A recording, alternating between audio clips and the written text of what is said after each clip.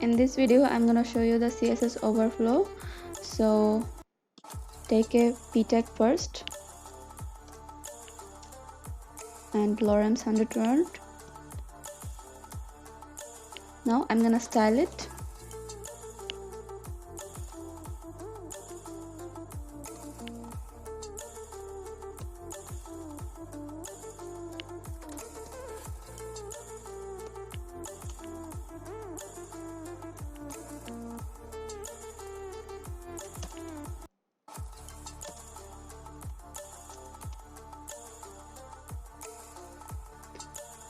You can see the words are coming out from the box. This is the overflow.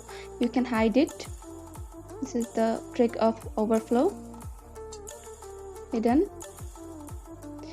So the overflow is hidden and the paragraph is cut. You can also visible, make it visible. You can also make it like a scroll bar,